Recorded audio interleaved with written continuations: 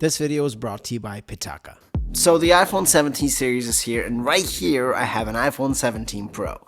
In this video, I want to talk about some of the accessories that I've been using on my 17 Pro since the release. But here's the thing, I try to keep a good variety of products to talk about in this video, so I am really hoping that there will be something for you in this video. Enjoy the episode.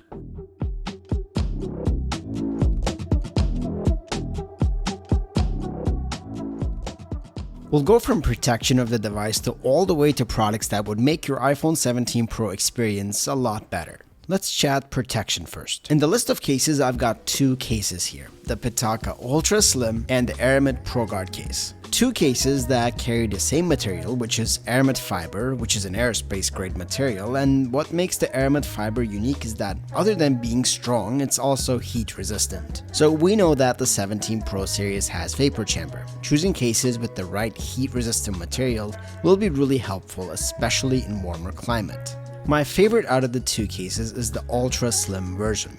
First of all, it's fully compatible with MagSafe, and this thing is light at 20 grams. Yeah, you heard that right. It barely adds to the size of the phone. I've been switching in and out of cases, and I love the lightness and the Ultra Slim model. But if you did want to go for some extra protection, we got the Aramid ProGuard case. What makes this case unique is that while still being light at under 34 grams, it adds extra cushioning on the corners of the phone, which in case you drop your phone, you'd be thankful because of shock absorption.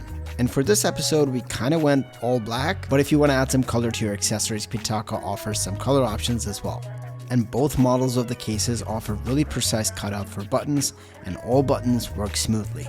So the reason why I like to case my devices, even though I've got Apple Care, is simply because if I drop and break my phone, I can get Apple Care services for it. But if I scratch my phone badly, which could happen with the aluminum bodies, there is nothing I can do for that. I can't go to Apple Care for it. I would just have to stare at that scratched body for a year. I don't want to do that. Instead, I'd rather find a slim, a light case that's not going to add a lot of size to the device. Okay, so this one right here was kind of an eye-opening experience for me. I never liked car mounts personally, mainly because of aesthetics. They tend to have this clunky look, which in my opinion breaks the original interior look of your car. But that was until I saw this one right here. This is the Pitaka MagSafe Car Mount Pro 2. It supports 15 watt fast charging, it's MagSafe compatible of course, and it's got a strong hold. But this is the best part, it has 3 switchable NFC shortcut support. You can open an app, let your people know that you're on the way, or whatever you'd like to automate your iPhone to do. But back to what I was saying, it doesn't look clunky. It looks kind of like it's part of the car now. Now mind you, if you do have round air vents like me, you're gonna have to find that sweet spot to attach, but it should work. As you can see, mine is nice and snug. And as always, links to all the products mentioned will be in the description. If you wanted to add a bit of a functionality to the back of your phone, here's something I can recommend for that. This is the Pitaka Magnetic Woven Wallet. It's another light accessory at 38 grams and can hold up to a few of your cards. If you want to make payments with the cards that are in the Magnetic Woven Wallet, you do not need to remove the cards, just tap and pay. I have my payment cards in my wallet app, but sometimes tap doesn't work and you need your physical card, so it's great for that. Also, if you wanted to carry some ID on you, without having to bring your wallet, this could be a really cool accessory to have. I've been carrying a small side bag with me from time to time because I don't like having my pockets look super full. So slim accessories like this could cut down that bulk if you like to pocket your items. While enjoying last bit of warm weather in a patio, I also brought the MagEasy Grip with me.